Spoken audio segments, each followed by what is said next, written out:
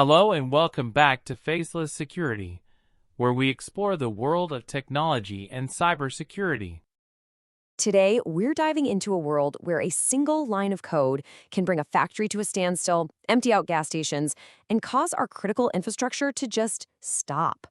We're talking about that very real and pretty scary line where the digital world and the physical world collide. So, what do a pipeline, a brewery, and a car factory have in common? I know, it sounds like the setup to a really bad joke, but the punchline is deadly serious. The real answer is they've all been paralyzed by cyberattacks that literally jumped off the screen and into the real world. Let's unpack this. To get how this happens, you gotta understand the difference between two worlds, IT and OT. Now, IT, information technology, that's what we all deal with every day. It's about protecting data, emails, spreadsheets, customer info. But OT, operational technology, is a completely different beast. Think of OT as the tech that makes physical stuff happen. It controls the valves, the pumps, the robotic arms in a factory. And in that world, the number one priority isn't keeping data secret. It's safety. It's about keeping things running and under control so nothing blows up. Now, for a long, long time, these two worlds were kept completely separate.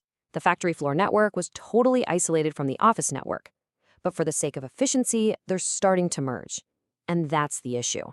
When a threat crosses that boundary from the IT world into the OT world, suddenly the consequences become very, very real. The moment the entire world woke up to this new reality, well, it has a name: Stuxnet. And this wasn't just some malware. It was the world's first true cyberweapon. See, before Stuxnet, cyberattacks were all about stealing information or money. Stuxnet was built for one reason and one reason only: to find a very specific piece of industrial machinery and physically tear it to pieces. And just look at how surgical this thing was. I mean, Stuxnet did spread around the globe, but you can see here over 60% of all the infections were concentrated in just one country, Iran. Why? Because its target was the Iranian nuclear program. This wasn't a criminal gang. This was a nation-state flexing its muscles. So how'd they do it? The attack was nothing short of genius. First, it spread using infected USB drives. Super low tech, right? But it was a brilliant way to jump the air gap, that physical isolation, kind of like a digital moat that's supposed to protect these sensitive networks. Once it got inside, it hunted for very specific Siemens software on the engineers' computers. And then the masterstroke. It rewrote the instructions on the PLCs.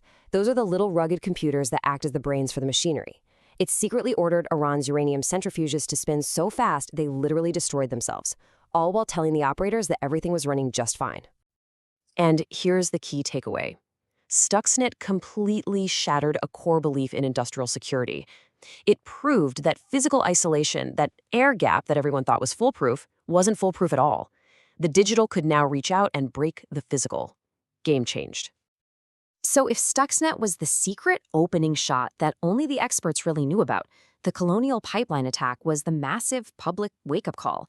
This is when the threat really hit home for millions of us. People started calling it a Pearl Harbor moment for cybersecurity. And honestly, they weren't wrong. It exposed a shocking vulnerability right at the heart of America's most critical infrastructure. So here's the rundown. In May of 2021, a ransomware crew called DarkSide broke into the business networks, the IT side, of Colonial Pipeline. This is the company that supplies nearly half the fuel for the entire U.S. East Coast. A huge target. They did what ransomware groups do. They encrypted the company's files and demanded money. And with such a critical piece of the country's infrastructure on the line, Colonial Pipeline paid it. A cool $4.4 million in crypto. But the real cost? That was felt by everybody else. The shutdown caused absolute chaos. We're talking massive fuel shortages, panic buying that led to cars lined up for miles, gas stations running dry from Florida all the way up to Virginia, and of course, prices went through the roof. It was the first time an attack on a company's computer files had such a direct, physical impact on millions of people. And this is the most important lesson from the whole Colonial saga. The ransomware never actually touched the pipeline's control systems, the OT side. But the company was so terrified that it could spread from their IT network over to their OT network, they made the call to shut down the entire physical pipeline just in case. A problem on the business side of the house forced a real-world, nationwide crisis. Okay, so let's fast forward. because the risk today isn't just about one company's IT and OT networks anymore. Stuxnet and Colonial were the early warnings. Now, the threat has evolved into something much bigger, a domino effect that can cascade across our incredibly fragile, interconnected supply chains. You see, the new frontline isn't just protecting your own network. It's the security of every single supplier, vendor, and partner you depend on. An attack on one weak link in that chain can trigger a massive failure for everyone else. Let's look at Denmark's entire railway system. In 2022, it just stopped, dead in its tracks. But the railway itself wasn't the target. The hack hit a small, third-party software company called Supio. Now, Supio did the right thing. They shut down their servers to stop the attack. The problem? Those servers ran the software that Danish train drivers needed to operate.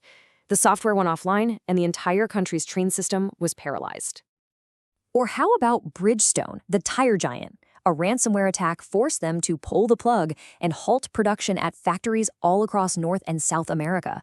That created instant delays for all the car companies waiting for those tires. The same exact thing happened to Jaguar Land Rover. Their production lines in the UK went completely silent. Not because they got hacked, but because one of their key logistics suppliers, the company that delivers their parts, got hit. No parts, no cars. Simple as that. And this isn't just about heavy industry. A cyber attack hit the production networks of Asahi breweries over in Japan. It forced them to stop operations and delayed beer shipments. It really shows that no sector is safe from these ripple effects. And the financial cost of these dominoes falling is just staggering. That one single supplier incident that hit Jaguar Land Rover, it's estimated to have cost the entire UK economy about £1.9 billion. That is the power of one supply chain attack. So, after seeing all these devastating attacks play out, what have we actually learned? What are the big takeaways from the front lines of this new digital war? It all comes down to building resilience. First, you have to strengthen those boundaries between IT and OT. Colonial Pipeline showed us you need solid walls to stop a fire on one side from burning down everything. Second, you have to map out your supply chain. You need to know exactly who you're connected to and how secure they are. Third, you have to plan for disruption. It's not a question of if you'll get hit anymore, it's when. And finally, you have to monitor every single access point, especially the ones your third-party partners use. In this connected world, your security is only as strong as your weakest link. Look, this isn't sci-fi anymore. From the power grid, to the water we drink, to the things we buy, our physical world is now hackable. The only real question left is, are we ready for what's coming next? Thank you for watching. Be sure to like, comment, and subscribe for more great content from Faceless Security.